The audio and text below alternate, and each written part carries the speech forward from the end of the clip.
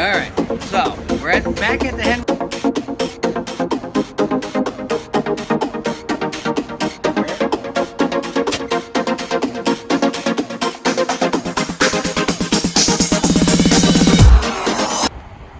Alright, roll call here. We're going to be shooting the Walther Arms PPX. This is a hammer fire gun. Hopefully I can...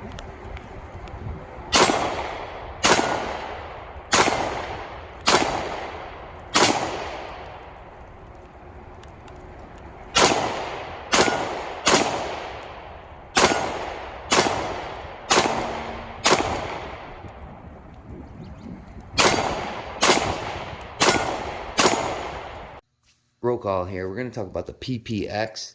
The PPX has been around forever, dating back to like 2010 or 2011, maybe even before then.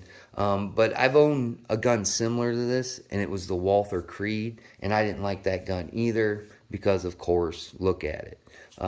Aesthetics aren't great with this. This was Walther's attempt at the budget market for firearms. We can't talk about prices around here, but if you ever catch me on the street, I'll tell you how much this stuff is paid for. Look at online what it came with, because, you know, being behind a gun counter, I don't think I ever encountered one of this types of firearms. I think the majority of Walthers that would get in were like PPQs, M2s, those styles. A PPK would come through there, which Walther is obviously known for. So you would get like 2 mags. I got lucky with this one because I didn't go that route, and I got an extra mag with it for a trade. So the magazines are made by Metgar from what I researched. They're 16 rounds. Very, very nice. Very, very nice. All my magazines that I have for this gun are in pretty good shape. So for that one that was over there, I've been beating that one to death. But it's been holding up. So let's look at it. I mean, again, a lot of people complain about the high bore axis because it's compared to a high point.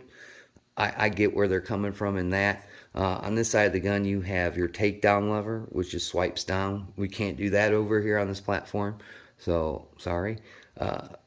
This one is your slide lock, slide release. If you know Walther, they're prone to putting their mag release on the trigger guard. This one's more Americanized, where it's supposed to be, and then you can switch it over, swap it over. I did find a video on that. The sights aren't anything to write home about, but they are low profile and look like they're dovetailed in there.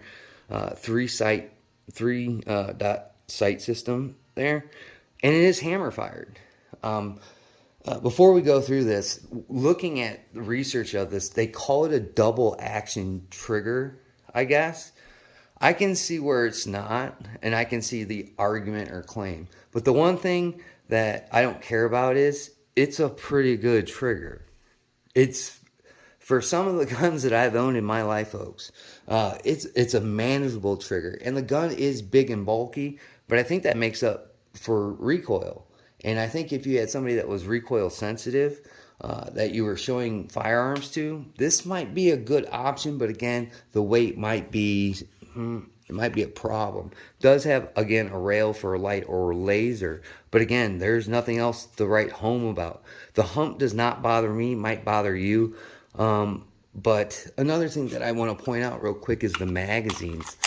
So I like that little cut there, because if you do have a malfunction, you can get a good grip on both sides of the mag in case you have to tear it out and clear a malfunction. So that's pretty cool, that little cut there at the bottom of the grip. There's some pros, there's some cons to it, but I'm telling you, if you were on a budget and, you know, we were all 18, 19 years old and we didn't carry the best of firearms, you know, when we started being allowed to carry, when permits were available in my state. Now we have constitutional carry. But yeah, this would be an option I would probably look at. I think it's a lot more reliable than what's on the market. Watching some people take the gun apart, I will tell you, I think the barrel's in 2 pieces. I don't know if that's going to come back and bite people in the butt long-term using this gun. But again, I'm not going to long-term use it. I might go out tomorrow and put another 100 rounds through it.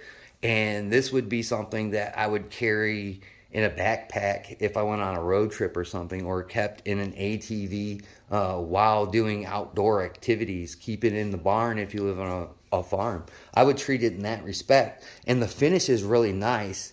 So it's not like just open the glove box and throw it in there, because the finish on the firearm is very nice with the serrations. And I kind of like these serrations anyway, because it seems to be a little bit better of getting a grip on there than what we see in modern style where they're really close together.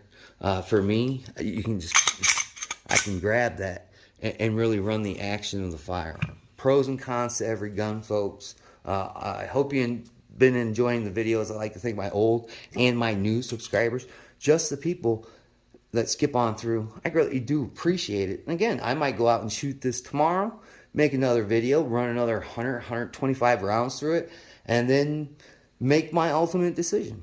Like always, guys, we'll catch you on the next video.